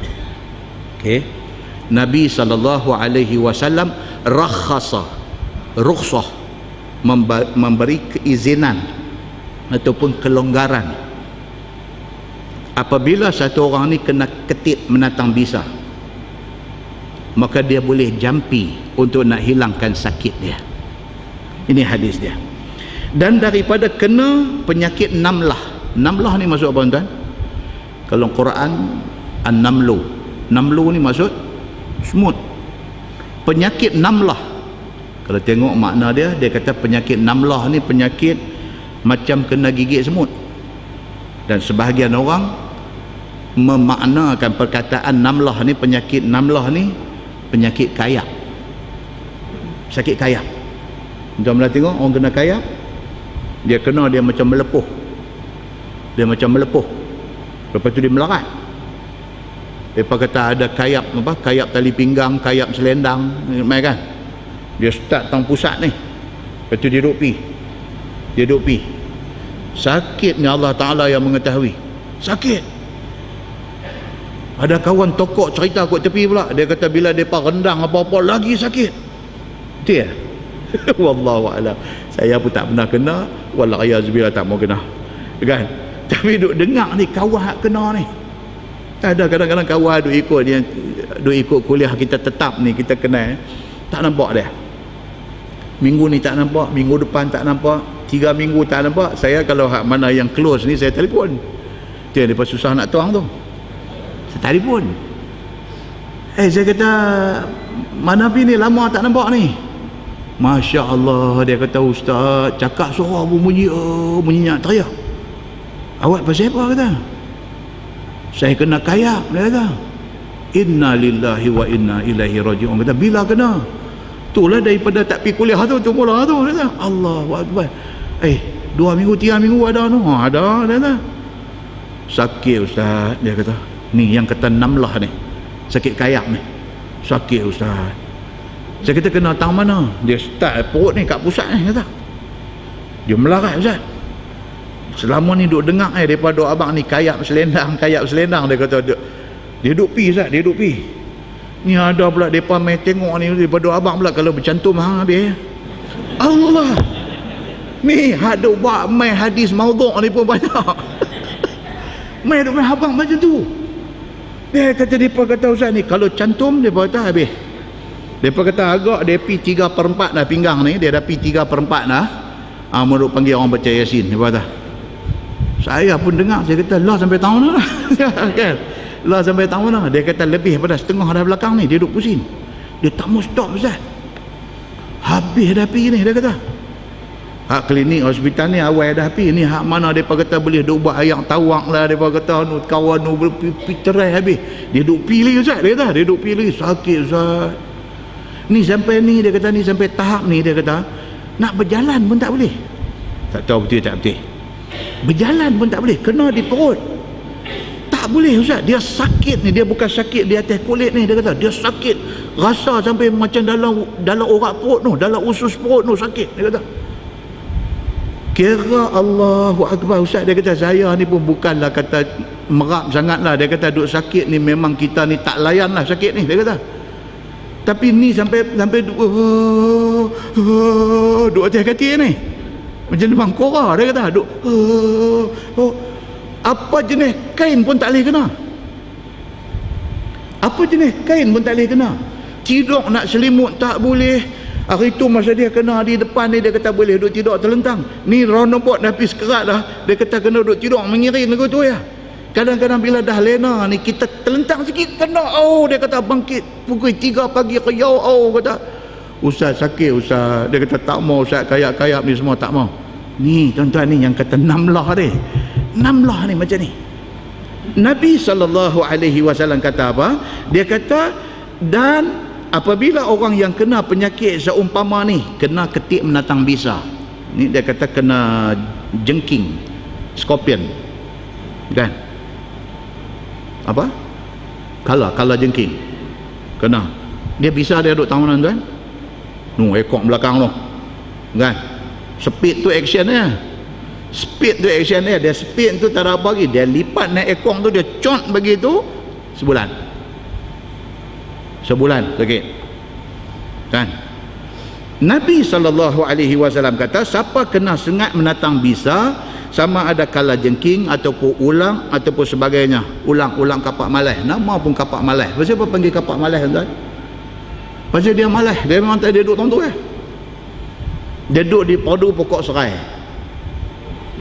Ni bagus yang nak pergi potong pokok serai, nu bini nak masak, dia kata abang pergi potong pokok serai sikit, keluar lenggang elok ya, dengan kain pelikat baju tak pakai, pergi kat padu tu, pegang tu kepala kapak malas pegang ngap kena bunyi, so hospital ICU tu Nabi SAW kata apa? Kalau kena menatang bisa ataupun kena penyakit namlah, penyakit kayap ni, iaitu penyakit macam bintik-bintik terbit daripada rusuk pinggang, kayap mah dia kata, maka ruqyahkan dia, bagi dia lega, jampi. Nabi kata, ketahuilah, kata Imam At-Tirmizi, bermula hadis itu hasan lagi gharib, dan katanya lagi pada bab ini ada riwayat daripada Buraidah dan Imran bin Husain dan Jabir dan Aisyah dan Talq bin Ali dan Amru bin Hazam dan juga Abi Khuzamah. Baik, masalah dia kata menjampi sengat kala dan juga mata orang hasad. Yang ni dia ada tajuk besar bulan depan. Okey, dak ni nak baca sikit lagi, tapi tajuk ain tu bulan depan. Dia main subtopik, dia kata nak jampi orang yang kena ketik menatang bisa dan orang yang kena penyakit ain. Penyakit ain ni masuk apa tuan-tuan? Mata. Kan anak kita masuk apa, pasti masuk taski, cik ustazah dia, ustaz duk mengajar di sekolah tu, ainun uzunun, duk abang anfun, apa duk abang ni, ainun maksud dia apa? Mata. Dia ada satu penyakit, dia dipanggil penyakit ain. Apa dia penyakit ain ni? Penyakit ain ni penyakit yang berpunca daripada mata yang dengki kat kita. Dia ambil ain. Dengki ni tuan-tuan, dia main pada mata. Satu orang tengok kita, nampak kita ni ada lebih. Dia ni lebih dari segi rupa parah ke, dia lebih dari segi rezeki ke, dia ni lebih dari segi ilmu ke, akan ada orang dengki. Akan ada. Padahal orang yang ada kelebihan ni tak buat apa pun kat dia. Tak buat apa pun kat dia, tapi dia dengki. Maka kerana mata tengok orang yang ada kelebihan ni, hati dia main dengki, dia buat satu benda tak elok dekat orang tu. Benda tu dipanggil ain, ataupun punca daripada hasad dengki orang. Dia kata itu harus ia dengan dalil hadis yang datang riwayatnya daripada Imam At-Tirmizi. Kata dia Imran bin Husain, an Imran bin Husain anna Rasulullah sallallahu alaihi wasallam qala la ruqyah illa min ain aw humah. Maksudnya diriwayatkan daripada satu sahabat Nabi sallallahu alaihi wasallam, nama dia Imran bin Husain radhiyallahu anhu, bahwasanya Nabi sallallahu alaihi wasallam bersabda, tiada jampi, maksudnya tak ada jampi, tidak ada ruqyah, melainkan pada penyakit ain, penyakit orang dengki kat kita, yakni mata orang hasad kepada kita, dan juga penyakit kerana kena sengat menatang berbisa. Dua penyakit ni dia kata ubat dia jampi. Okey, masalah dia kata menjampi sengat menatang berbisa dan ain sajakah yang harus, penyakit lain tak boleh jampi? Dia tanya. Tidak lain daripadanya, kerana berdasarkan hadis tadi dia kata tidak ada jampi melainkan pada dua penyakit sahaja. Maksudnya lain daripada dua penyakit ni tak boleh jampi ke? Itu persoalan dia. Kata Imam Nawawi rahimahullahu ta'ala dalam syarah Muslim, adapun perkataan la ruqyah illa min ain au humah, maka telah berkata ulama, bukanlah dikehendaki dengan hadis itu jampi hanya boleh pada dua penyakit itu saja, dan tak boleh jampi pada lain daripada dua penyakit itu, dan hanya sahaja yang dikehendaki ialah tiada jampi yang mustahak dan lebih aula daripada menjampi kena ain dan kena sengat menatang bisa, kerana mudarat penyakit itu lebih teruk daripada penyakit lain. Maksudnya apa? Penyakit apa pun boleh jampi, tapi dua penyakit ni penyakit yang mudarat dia cukup besar, maka jampi sangat perlu bila kena dua penyakit ni. Nah, wallahu alam. Lepas ni tuan-tuan, kita akan masuk tengok cerita Nabi sallallahu alaihi wasallam pun kena sihir. Bukan kata kita ni, Nabi Muhammad sallallahu alaihi wasallam kena sihir. Sehingga kan Nabi ni bila dia kena sihir, dia jadi tak ingat apa benda yang dia buat, dia tak ingat. Benda hak dia buat dia kata tak buat lagi, benda hak dia tak buat lagi dia kata dia buat dah. Bahkan dalam hadis Bukhari dia kata apa, Nabi bila kena sihir ni, sihir dengan Labid bin Al-A'sam daripada Bani Zuraiq, bila Nabi kena sihir ni, sampai bab hubungan suami isteri pun Nabi lupa. Dia terlupa kata dia dah bersama dengan isteri ni, dia terlupa kata dia tak bersama lagi dengan isteri. Nabi kena sihir sampai ke tahap tu. Hadis Al-Bukhari cerita benda ni. Dan keadaan Nabi ni sampai Nabi bila sedang saja, Nabi doa kepada Allah, minta supaya Allah sembuhkan dia. Nabi doa, summa da'a. Hadis kata ni, Nabi punya teruk ni menanggung sihir yang orang buat dekat dia ni, sampai Nabi ni berdoa dan berdoa dan berdoa minta supaya lega daripada kena sihir ni. Sehinggalah satu hari Nabi teringat sikit benda ni, Nabi kata dekat Aisyah, dia kata, Aisyah ingat tak, dia kata, ingat apa tu bulan depan kan? Nabi kata ke Aisyah, Aisyah ingat tak dia kata, ingat apa bulan depan. Hadis tu nanti kita jumpa. Nak habang kata sihir itu ada tak ada? Ada. Dan selain daripada sihir, penyakit ain, penyakit orang dengki kat kita, orang buat sesuatu kat kita, Nabi kata ain itu hakun. Nabi kata penyakit dengki yang punca daripada mata itu hakun. Nabi kata itu benar, itu betul-betul ada dalam masyarakat. Nampak tuan? Benar ni jadi.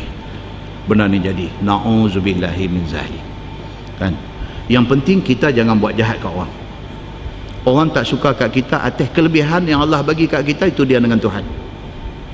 Kita jaga diri kita, dan akan datang insya-Allah dia akan tunjuk doa yang Nabi baca. Yang doa itu asalnya doa Nabi Ibrahim alaihissalam. Nabi Ibrahim baca satu doa minta supaya Allah lindung Nabi Ishak dan Nabi Ismail, anak dia. Nabi Ibrahim doa kepada Allah dengan lafaz doa tu. Tu pun bulan depan. Lafaz tu Nabi Ibrahim doa minta Allah lindungi anak dia Nabi Ishak dan Nabi Ismail. Nabi Muhammad sallallahu alaihi wasallam guna doa yang sama tu. Doa yang Nabi Ibrahim baca tu, Nabi Muhammad baca minta Allah lindungi dua cucu kesayangan dia, Sayyidina Hasan dan Sayyidina Husain. Doa tu pun bulan depan, insya-Allah, kalau tak ada apa-apa. Nampak tuan? Dan ini adalah protection, dia panggil. Ini adalah satu wiqayah, satu benda untuk nak jaga diri kita. Dan kita tidak buat benda khurafat, benda yang berdosa. Kita buat benda yang ditunjuk oleh Nabi sallallahu alaihi wasallam. Kita tangguh dengan tasbih kafarah dan suratul As. Subhanakallahumma asyhadu an la ilaha illa anta astaghfiruka wa atubu ilaik. Bismillahirrahmanirrahim. Wal 'asr innal insana lafi khusr illa alladhina amanu wa 'amilus salihati wa tawasaw. اللهم صل على محمد في الأولين والآخرين وسلم، ورضي الله تبارك وتعالى عن ساداتنا أصحاب سيدنا رسول الله أجمعين. بسم الله الرحمن الرحيم. الحمد لله رب العالمين حمدا يوافي نعمه ويكافئ مزيده. يا ربنا لك الحمد كما ينبغي لجلال وجهك الكريم وعظيم سلطانك.